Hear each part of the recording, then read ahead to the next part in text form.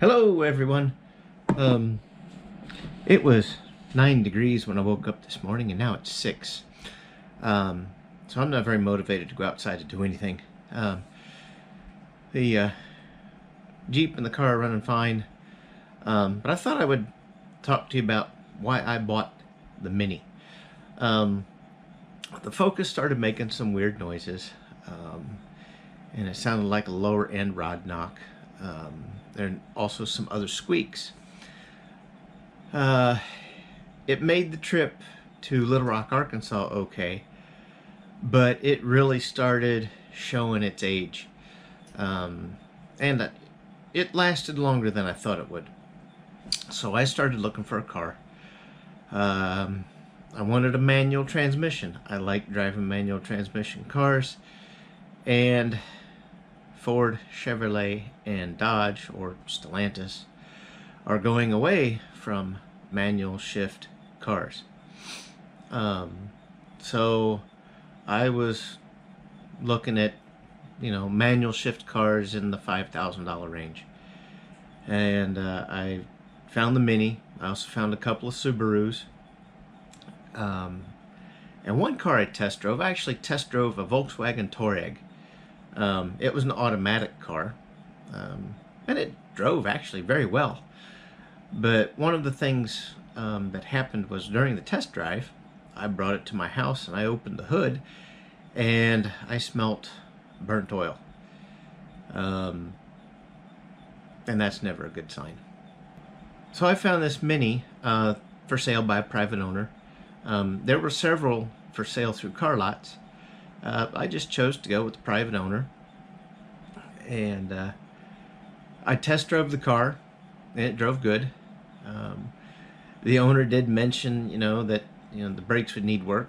I knew that when we drove it. The brake light was on the tachometer, the brake warning light.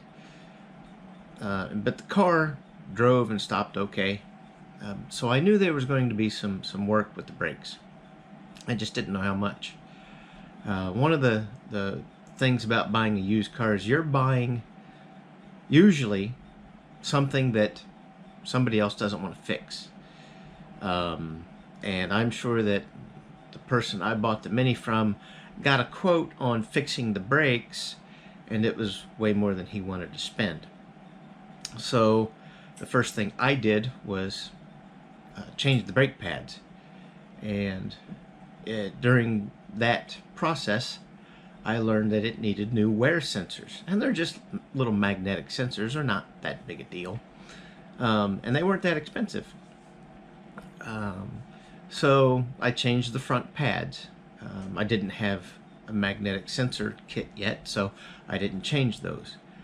When I got to the rear calipers, I needed a specialty tool. You can get the specialty tool and rent it from your local auto parts store if it's available. And they wanted $35 to rent it, but it wasn't available. So I bought one for like 28 bucks, and it worked just fine. So when I ordered the caliper tool for the rear of the car, I ordered magnetic sensors. And I was hoping that that was going to fix my brake issue. It did not. During the process of changing the brakes, I unplugged the battery and I fried the kick panel control module. I think it was on the way out anyway, because when I had it changed, the mechanic said it had some hot spots on the motherboard. Okay, well that would explain why sometimes the blinkers would flash fast. So yeah, I think it was on the way out. And that seems to be a part that fails fairly regularly, because my local BMW dealership had one in stock. So I got that changed. That was $814 that I wasn't planning on spending. So after purchasing the specialty tool for the rear calipers and the magnetic wear sensors, I thought my brake light would go off on my tachometer. It did not. So I did some more research. I found out there's a brake level sensor in the master cylinder reservoir that tells you what your brake fluid level is. Okay, so that's bad. I looked for one, and I actually bought a part that I thought was the one I needed to change. And it turns out that the brake level or brake fluid level sensor is built into the reservoir. And I could have changed that out. But I don't have a garage that I can pull the car into to keep like debris out of it, like leaves and dirt and stuff. And I didn't want to chance getting dirt into the brake master cylinder. So I took it up and I had it replaced. And it was $400. It was like $250 for the reservoir and like, $150 to get it replaced. Which wasn't that big a deal, wasn't that bad, I didn't think. I think it was a reasonable deal. And it got all my brakes rebled. So it also got rid of my brake light trouble indicator on the tachometer, which means that the car would pass safety inspection from Missouri, which is overrated and outdated. But that's just a personal opinion. So if I take into consideration everything I spent on the car, purchase price, kick panel module, and master cylinder reservoir with the brake fluid level indicator, I've got about $7,000 wrapped up into that Mini. One of the things that you have to take into consideration when purchasing a used car is, what's your budget? Do you have enough money or the ability to fix what's wrong with it after you buy it? And that's always the anxiety level that I have. I mean, I knew the Focus was not going to last much longer. In fact, it's still sitting in the driveway. I'm going to find somebody to come pick it up. It's got a good alternator, it's got good coil packs, spark plugs, and a good battery, and it's got good tires. I don't trust it to go much more than 6 or 8 months.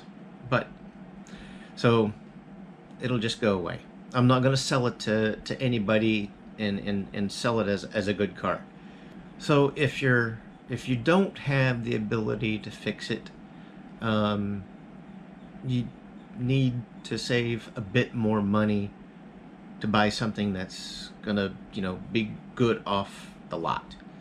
And that's difficult to do, especially in a 15 or 20 minute test drive, because you might get the darn thing home and something falls off of it. It was just held on there good enough for a 15 or 20 minute test drive. Or, you start driving it back and forth to work and it overheats. And oh yeah, well, it had this problem or that problem. Now you're stuck with fixing it. And that's difficult.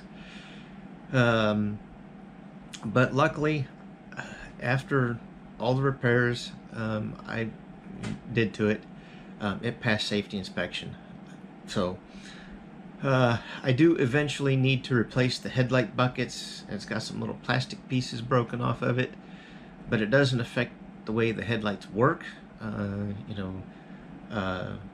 Regular beams and high beams work, and that's all that's needed.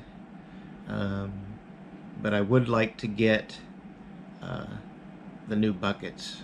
That way it has all of the anchor pieces that hold it into place. It's little things like that. Oh, the other thing that I want to do is get a new radio antenna for it, but the radio antenna that's on it, the gasket is kind of missing around the front part, and the rubber part is missing from the aerial. Other than that, I think it's going to be a good car. So we'll see how it goes. Anyways, thanks for joining me. I will see you later.